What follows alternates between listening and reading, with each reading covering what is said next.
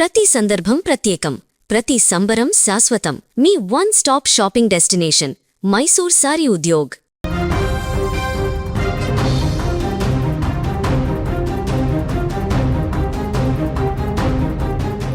తన విలక్షణమైన మాట తీరుతో, వినోదభరితమైన డైలాగులతో సోషల్ మీడియా సామ్రాజ్యాన్ని ఒక్క ఊపు ఊపిన కుర్చీతాత అలియాస్ మహమ్మద్ పాషా ఇక లేడు. నెటిజన్లు, మీమర్లను తన మాటలతో ఎంతగానో నవ్వించిన ఆయన ఇప్పుడు అందరినీ తీవ్ర విషాదంలో ముంచేస్తూ అనంత లోకాలకు వెళ్ళిపోయాడు. హైదరాబాద్లోని కృష్ణకాంత్ పార్క్ సమీపంలో గుండెపోటుతో అతను అకస్మాత్తుగా కుప్పకూలి ప్రాణాలు కోల్పోవడం సామాజిక మాధ్యమాల్లో పెద్ద కలకలం రేపుతోంది. ఒకప్పుడు ట్రెండింగ్లో నిలిచి స్టార్ హీరో సినిమాలో పాటగా మారిన ఒక డైలాగ్ సృష్టించిన ప్రస్థానం ఇలా అర్ధాంతరంగా ముగిసిపోవడం అందరినీ కలిచివేస్తోంది. మహమ్మద్ పాషా ప్రతిరోజులాగే హైదరాబాద్ కృష్ణకాంత్ పార్క్ దగ్గరకు వెళ్ళాడు. అక్కడ భిక్షాటన చేస్తూ జీవనం సాగించే అతను పార్క్ సమీపంలో నడుచుకుంటూ వెళ్తున్న సమయంలో అకస్మాత్తుగా తీవ్రమైన గుండెపోటుకు గురయ్యాడు.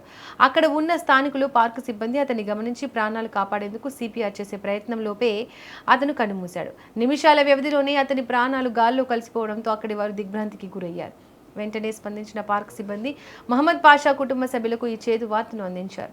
గతంలో ఒక యూట్యూబ్ ఇంటర్వ్యూలో మహమ్మద్ పాషా సరదాగా చెప్పిన ఒక మోనోలాగ్ సోషల్ మీడియాలో ఏ స్థాయిలో వైరల్ అయిందో మనందరికీ తెలిసిందే.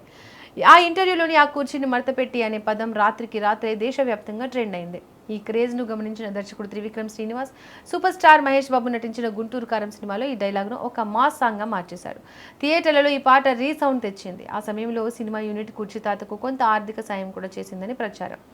ఆ క్రేజ్ ఎక్కువ రోజులు నిలవలేదు. సినిమా విడుదలైన కొన్నాళ్లకే కుర్చీతాత జీవితం మళ్లీ మొదటికే వచ్చింది. యూట్యూబ్ ఛానళ్లు అతన్ని ఇంటర్వ్యూలు చేసి వ్యూస్ రాబట్టుకున్నంత కాలం చూశాయి. ఆ తర్వాత అతను అవుట్డేటెడ్ కంటెంట్గా మారిపోవడంతో ఎవరు పట్టించుకోవడం మానేశారు. దీంతో అతను మళ్లీ రోడ్డు పక్కన భిక్షాటన చేస్తూ కాలం వెళ్లదీయాల్సిన పరిస్థితి వచ్చింది. నిన్నటి వరకు తమ మీమ్స్తో, ట్రోల్స్తో కోట్ల మందికి వినోదాన్ని పంచిన కుర్చీతాత హఠాన్ మరణం చెందగానే వార్త వినగానే సోషల్ మీడియా వేదికగా మీమర్స్, నెటిజన్లు కన్నీటి పర్యంతమవుతున్నారు.